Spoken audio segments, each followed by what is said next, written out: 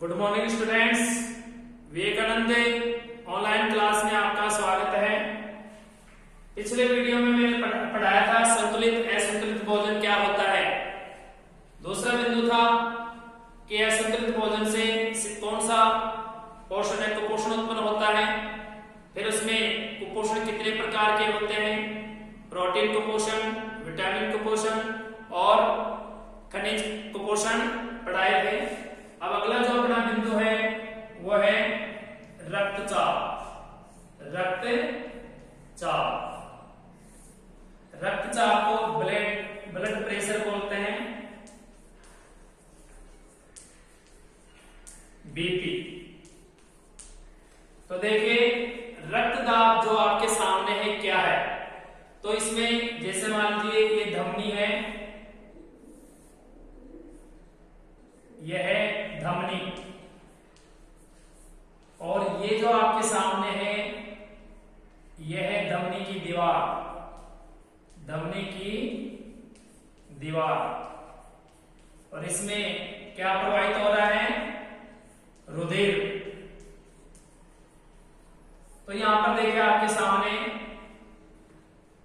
जब रुधिर धमनियों में बहता है तो रुधिर के द्वारा धमनी की दीवार पर एक दाब लगता है। क्या लगता है? एक दाब लगता है, जिसे हम रक्तचाप या रक्तदाब कहते हैं। या तो इसको रक्तदाब कहते हैं या इसको रक्तचाप कहते हैं। परिभाषा देखिए दोबारा। जब रुधिर वाहिनियों में बहता है, तो धमनी की दीवार पर यानी रुधिर धमनी की दीवार पर एक दाब डालता है। उस दाब को हम रक्तदाब या रक्तचाप कहते हैं। फिर इसके बाद देखिए एक स्वस्थ मनुष्य का रुधिर दाब या बीपी का मान कितना होता है। तो देखिए 120/80 mmHg। तो Hg देखो यहां पर क्या है, Hg एक तरल है जिसको हम बोलते हैं पारद, मरकरी, हाइड्रोजीनियम,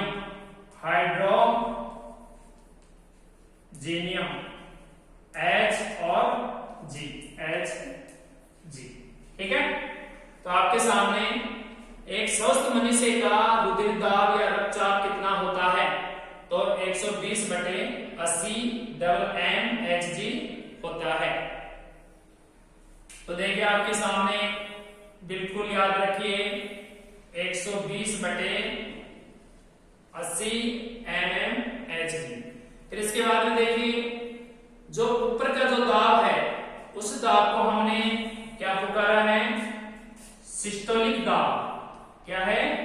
सिस्टोलिक दाब। ऊपर का जो दाब है जिसकी वैल्यू या मान 120 mmHg है, तो वो तो कौन सा दाब हो गया, सिस्टोलिक दाब हो गया। इसके बाद जो नीचे का है उसको हम बोलते हैं डायस्टोलिक दाब बोलते हैं इसको। और इसकी वैल्यू या मान कितना होता है, 80 mmHg होता है। अब देखिए आपके सामने ये तो एक स्वस्थ मनुष्य का उचित पैमाना बताया गया है। वैसे सिस्टोलिक दाब कितना हो सकता है, तो आपके सामने 90 से 120 mmHg होता है। सिस्टोलिक मान की जो वैल्यू है या मान है यहां पर है 90 से 120 mmHg, ठीक है। इसके बाद है डायस्टोलिक दाब। तो इसका जो वास्तविक मान है या वैल्यू है वो आपके सामने है 60 से 80 mmHg। तो देखो इधर यहां पर आपके सामने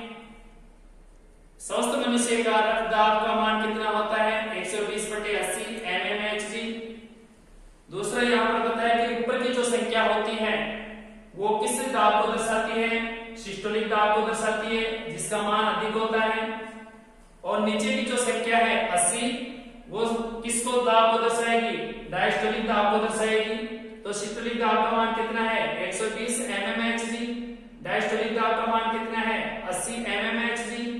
अब आपके सामने की वास्तविक जो पैमाना है सिस्टोलिक दाब का कम से कम अधिकतम कितना हो सकता है, 90 से 120 mmHg होगा, और इधर डायस्टोलिक दाब का जो वास्तविक पैमाना है ह्रास है 60 से 80 mmHg होती है। अब इसके बाद में देखिए अगर 120 से बढ़कर ताप 140 हो जाए और 80 से 90 हो जाए तो इस स्थिति को हम बोलते हैं हाइपरटेंशन। क्या बोलते हैं इसको, हाइपरटेंशन, उच्च रक्तदाब, उच्च रक्तदाब। अगर 120 से बटे 80 से कम हो जाए, 110 बटे 70 हो जाए तो इस स्थिति को हम बोलते हैं निम्न रक्तचाप, निम्न रक्तचाप। तो देखिए आपके सामने दो स्थिति आ गई है। पहला है हाइपरटेंशन, यानी स्वस्थ मनुष्य की जो वास्तविक बीपी का मान है 120 बटे 80 है, अगर ये बढ़कर 140 बटे 90 हो जाता है तो इसे हम उच्च रक्तदाब कहते हैं। अगर मान लीजिए घटकर 120 से 110, 80 से 70 हो जाए तो इसे हम निम्न रक्तदाब कहते हैं। अब देखो आपके सामने निम्न रक्तदाब कैसे होता है, जैसे जंक फूड सेवन करना, जंक फूड सेवन करना, तले हुए पदार्थ सेवन करना, ऐसे पदार्थों को हम सेवन करते हैं तो हमारी जो बीपी है, हृदय दाब है, वो कम हो जाता है। और ऐसी स्थिति के अंदर हमारे शरीर में जो मस्तिष्क है, वर्क, किडनी है, ये जो अंग हैं ये धीरे धीरे नष्ट होते चले जाते हैं और लास्ट में खराब हो जाते हैं और रोगी मर जाता है। तो ये हालत होती है निम्न रक्तदाब की। अब इसके बाद देखिए उच्च रक्तदाब। तो उच्च रक्तदाब कौन सी स्थिति में होता है, क्रोध, गुस्सा नहीं करना चाहिए ज्यादा, क्रोध उत्पन्न हो जाता है, डर है, लैंगिक उत्तेजना है। तो आपके सामने क्रोध, डर या लैंगिक उत्तेजना के समय जो आपके सामने है वो रक्तदाब क्या हो जाता है, बढ़ जाता है, तो उसको हम बोलते हैं उच्च रक्तदाब। ठीक है, तो ये आपके सामने है कि निम्न रक्तदाब क्या होता है, उच्च रक्तदाब क्या होता है, इसमें कौन से लक्षण होते हैं। जैसे यहाँ पर है हार्ट अटैक, इसमें मुख्य जो लक्षण होता है हार्ट अटैक हो जाता है, रोगी को निद्रा अधिक आती है जिसको हम बोलते हैं निद्राकालीन, ऐसी बीमारियां उत्पन्न हो जाती है। इसके बाद में देखो, यानी रक्तदाब सबसे पहले किस जीव का नापा गया, तो यहाँ पर है घोड़ा जो जीव है इसका रक्तदाब सबसे पहले नापा गया। किसने नापा था, तो आपके सामने है स्टीफन हेल्स। स्टीफन हेल्स वैज्ञानिक ने सबसे पहले घोड़े के अंदर रक्तदाब का मापन किया। ये कार्य 1733 में किया गया। 1883 में एक वैज्ञानिक है कापलन वैज्ञानिक ने सबसे पहले रक्तदाब का मापन किया। सर्वप्रथम मापन किसने किया, कापलन ने। घोड़े का रक्तदाब किसने मापा, स्टीफन हेल्स ने। तो आपके सामने रक्तदाब हो गया। अब यहाँ पर आता है कि रक्तदाब को किस उपकरण के द्वारा मापा जाता है। माध्यमिक शिक्षा बोर्ड 2016 और 2018 में प्रश्न के बाद पूछा गया है। तो देखिए रक्तदाब जो है यहाँ आप लगा दीजिए, रक्तचाप है तो यहाँ पर बिल्कुल रक्तचाप लिख दो, लास्ट में लगा दो मापी। क्या लगा देते हैं, रक्तचाप के अंत में मापी लगा देते हैं, तो उस उपकरण का नाम हो गया रक्तचाप मापी। इसको दूसरे नाम में यानी अंग्रेजी बोलते हैं स्पेगनोमैनोमीटर, मैनोमीटर। तो देखो ये नाम थोड़ा जटिल है, पहला जो है अपने सामने बिल्कुल सरल है। तो रक्तचाप मापी को हम बोलते हैं स्पेगनोमैनोमीटर। स्पेगनोमैनोमीटर से किसी किसका मापन किया जाता है? तो आप बताइए रक्तदाब या रक्तचाप का मापन किया जाता है। तो ये अपने सामने देखो रक्तचाप क्या है। रक्तचाप का सबसे पहले किसमें मापन किया गया? ये जो आपके सामने दे रखा है ये रक्तदाब का चार्ट है। तो यहाँ पर देखिए लास्ट में ये प्रश्न आता है कि मनुष्य का स्वस्थ मनुष्य का रक्तदाब कितना होता है? तो आप बताएंगे 120/80 होता है। रक्तचाप का मापन किस उपकरण के द्वारा किया जाता है? तो आप बताएंगे रक्तचाप मापी या स्पेगनोमैनोमीटर के द्वारा किया जाता है।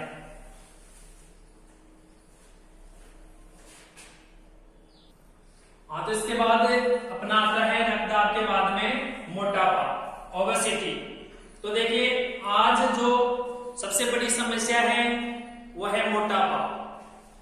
मोटापा कैसे बढ़ता है? देखिए अगर संतुलित भोजन तो सेवन करना चाहिए। अगर हम संतुलित भोजन से अधिक भोजन सेवन करते हैं तो हमारी जो त्वचा है, त्वचा के नीचे वसा चर्बी के रूप में जमा हो जाती है। वसा किसके रूप में जमा हो जाती है? चर्बी के रूप में जमा हो जाती है, जिससे शरीर में मोटापा बढ़ने लग जाता है। यहां पर बताया गया है कि जैसे 20 किलोग्राम है, 30 किलोग्राम है।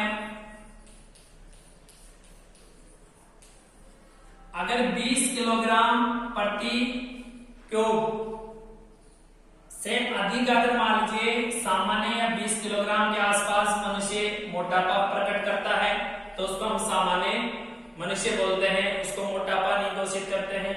अगर 30 किलोग्राम पर मीटर क्यूब से अधिक उसका वजन हो जाता है तो उसे हम मोटापा घोषित करते हैं। मोटापा जो आपके सामने है वो कैसे होता है? जैसे जंक फूड, हमें जंक फूड सेवन नहीं करना चाहिए। साथ में अपने बच्चों को भी जंक फूड सेवन करने से रोकना चाहिए। जंक फूड में कौन कौन से आते हैं? चिप्स, नमकीन। इसका मतलब है कि यहाँ पर बंद डिब्बा सामग्री आती है या पैकिंग आती है। बंद डिब्बा जो सामग्री आती है वो जंक फूड के अंदर आती है। इसको जैसे जैसे हम सेवन करते जाते हैं शरीर में मोटापा बढ़ता जाता है। मोटापा से खतरनाक दुष्परिणाम निकलता है, जैसे हार्ट अटैक हो जाता है। सबसे खतरनाक जो बीमारी है हार्ट अटैक है। हार्ट अटैक केवल मोटापा के द्वारा, ठंड के द्वारा आदि विकारों के द्वारा उत्पन्न होता है। तो मोटापा आप समझ गए हैं कि मोटापा कैसे बढ़ता है। इसमें एक नाम हो रहा है BMI। क्या नाम है? BMI। क्या होता है? तो BMI का मतलब हो गया आपके सामने बॉडी मास इंडेक्स। क्या बोलेंगे इसको? बॉडी मास इंडेक्स बोलेंगे, जिसको शॉर्टकट में BMI कहा जाता है। BMI कहा जाता है, BMI। तो BMI का मतलब क्या है? यहां पर एक तो हमने ले लिया है भार, मानव का भार, मनुष्य का भार बटे मनुष्य की लंबाई। तो आपके सामने देखो मनुष्य का भार व लंबाई के अनुपात को हम क्या बोलते हैं? शरीर द्रव्यमान सूचकांक, यानी शरीर द्रव्यमान सूचकांक कहा जाता है, शरीर भार सूचकांक कहा जाता है। BMI का पूरा नाम क्या है? Body mass index. हिंदी में क्या बोलते हैं? शरीर द्रव्यमान, या आपके सामने मास लिखा हुआ है, सूचकांक या इंडेक्स। अब इसके बाद में देखो BMI की परिभाषा क्या है? मनुष्य के भार और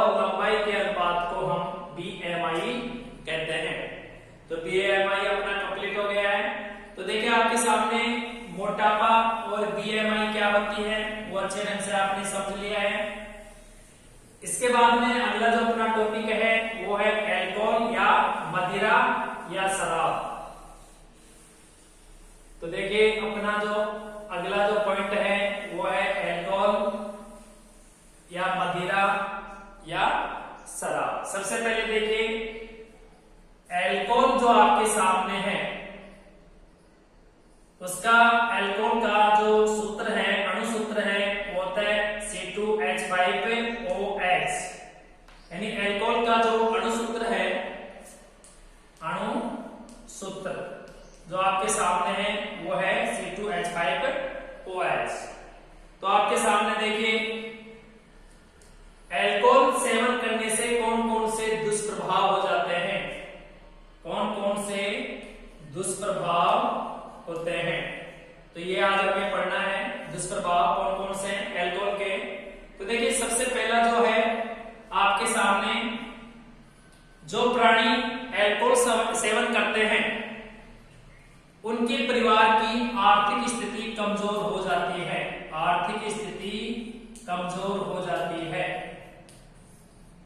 पहला लक्षण हो गया है कि जो प्राणी अल्कोहल सेवन करता है उसके परिवार की आर्थिक स्थिति कमजोर हो जाती है।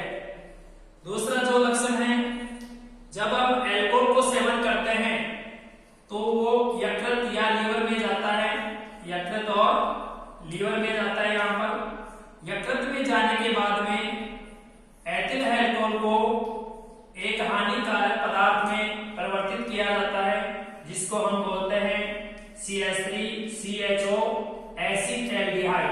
क्या बोलते हैं इसको? एसिटाल्डिहाइड बोलते हैं, एसिटाल्डिहाइड। क्या बोलेंगे इसको?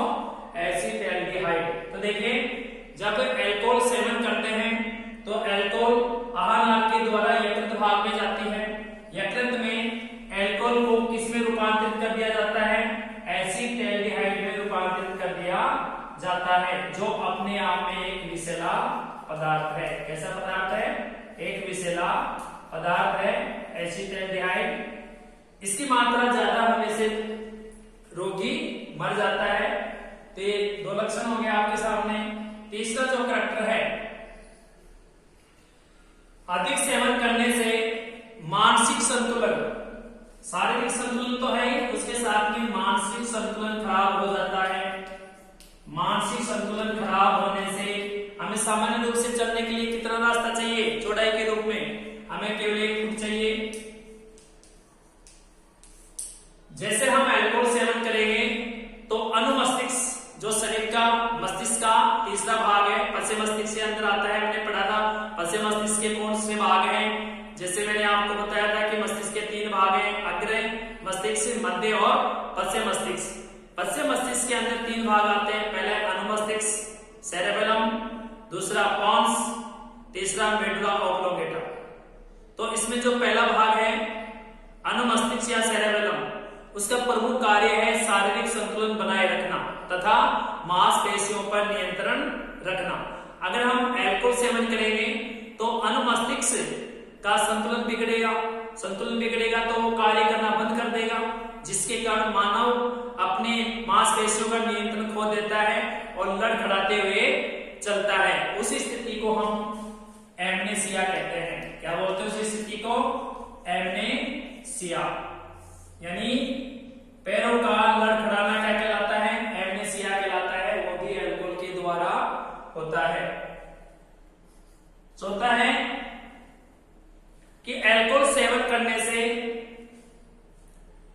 शारीरिक कमजोरी आ जाती है, शारीरिक कमजोरी आ जाती है। तो आपके सामने देखो एग्जाम कई बार पूछा जाता है कि अल्कोहल से होने वाले 4 दुष्प्रभाव कौन से हैं? अल्कोहल से होने वाले 4 दुष्प्रभाव कौन से हैं? तो आप बताएंगे। पहला है, जो प्राणी अल्कोहल सेवन करता है उसके परिवार की आर्थिक स्थिति कमजोर हो जाती है। दूसरा है, अल्कोहल सेवन करने के बाद यकृत भाग में पहुंचती है, यकृत में एथिल अल्कोहल को या अल्कोहल को एसिटाल्डिहाइड में बदल दिया जाता है और एसिटाल्डिहाइड एक विषैला पदार्थ होता है, इसकी मात्रा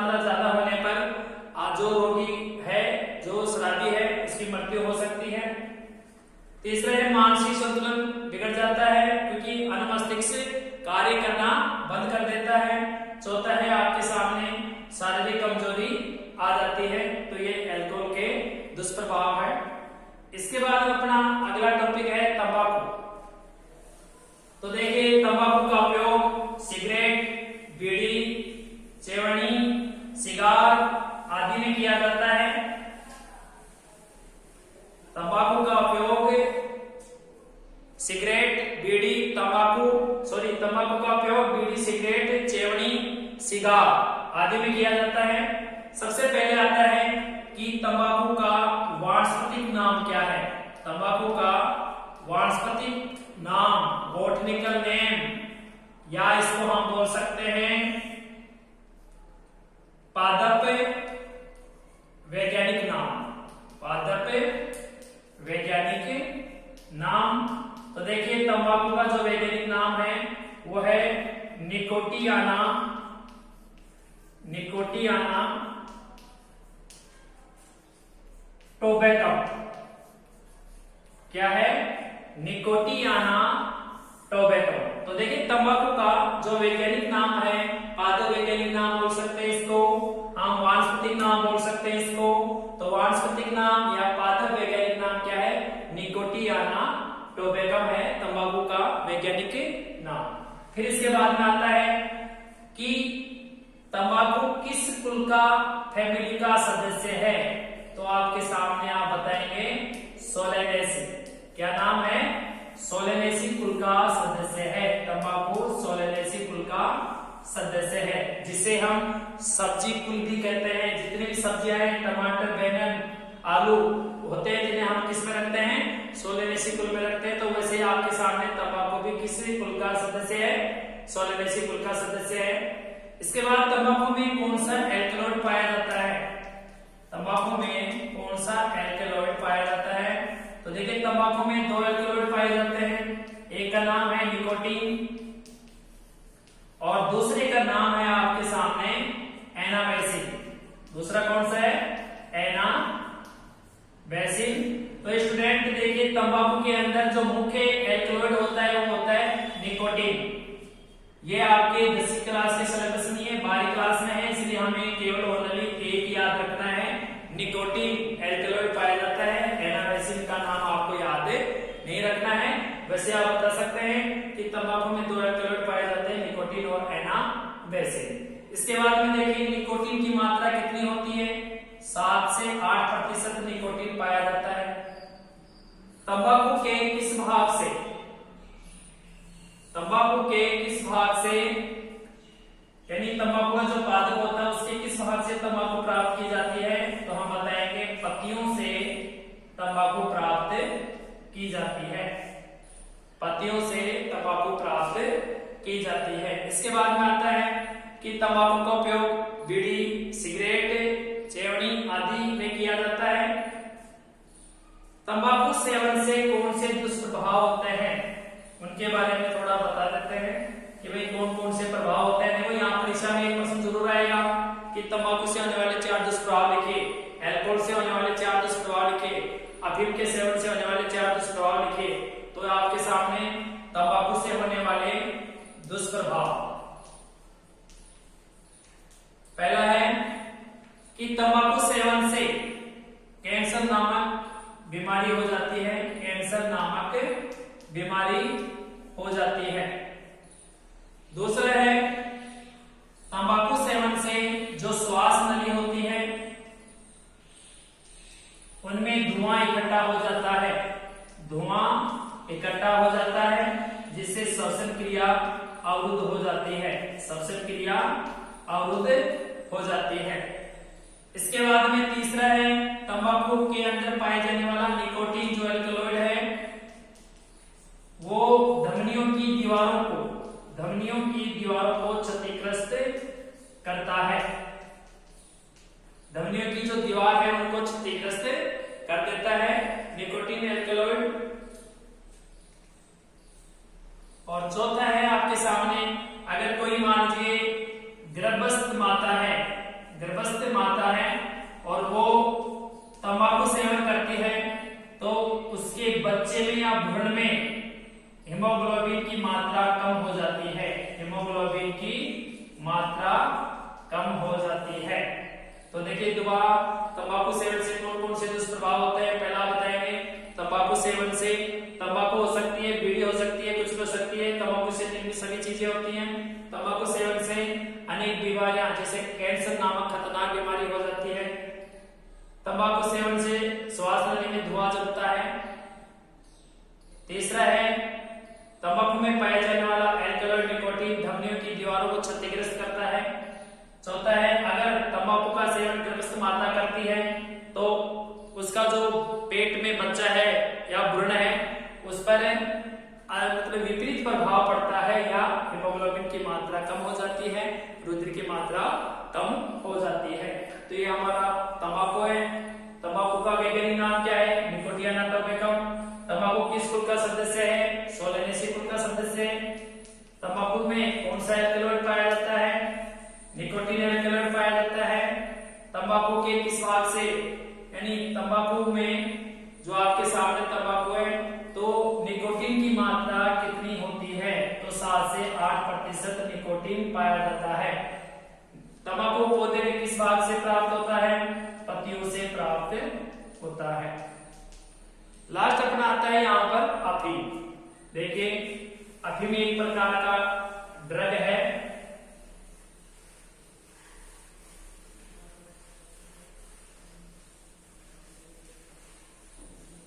तो देखिए अफीम, सबसे पहले आपने तंबाकू का वैज्ञानिक नाम बताया था निकोटियाना टोबैकम। वैसे हमें बताएंगे अफीम का पादप वैज्ञानिक नाम है। पादप वैज्ञानिक नाम क्या है? तो देखिए अफीम का जो वैज्ञानिक नाम है वो आपके सामने वो है पेपेवर सोमनीफेरम। पादप का वैज्ञानिक नाम आपके सामने पेपेवर सोमनीफेरम, यानी अफीम का वैज्ञानिक नाम पेपेवर सोमनीफेरम है। फिर इसके बाद है कि अफीम का कुल कौन सा है? तो यहां पर देखिए आपके सामने पेपेवर है, इसके रेसी लगा दो, पेपेवर रेसी, ये इसका कुल है। तंबाकू अफीम किस अंग से प्राप्त होता है? तो यहाँ पर बताएंगे अपरिपक्व फल। इससे प्राप्त होता है, अपरिपक्व फल से प्राप्त होता है। अधपका फल भी बोल सकते हैं इसको, अधपका फल से प्राप्त होता है। या एक प्रकार का लेटेक्स होता है, एक प्रकार का सफेद पाउडर होता है जिसे हम लेटेक्स कहते हैं। इसके बाद देखिए सबसे मुख्य बात है कि अफीम में कौन कौन से एल्कलॉइड पाए जाते हैं। सबसे इंपॉर्टेंट क्वेश्चन है ये कि अफीम में कौन कौन से एल्कलॉइड पाए जाते हैं। तो अफीम में देखिए 30 प्रकार के एल्कलॉइड पाए जाते हैं। यहाँ कुछ एल्कलॉइड की नाम बात करेंगे। पहला आपके सामने है कोडीन। पहला एल्कलॉइड का नाम क्या है? कोडीन। दूसरा है मॉर्फिन। दूसरा कौन सा है? मॉर्फिन। तीसरा देखिए यहाँ पर लिखा है पेपेवर, तो यहां जाएगा पेपेवेरिन। पेपेवर से क्या जाएगा? पेपेवेरिन। और यहां सोमनीफेरम है तो इससे सीधा हो जाएगा सोमनीफेरिन। सोमनीफेरिन ये हो गया आपके सामने। पांचवा जो है नार्कोटीन। ये किताब में गलत छपा हुआ है कि इसको किताब में निकोटीन नाम दे दिया है, ये किताब में गलत है, तो इसे हम निकोटीन नहीं याद करके क्या याद करेंगे? नार्कोटीन याद करेंगे इसको।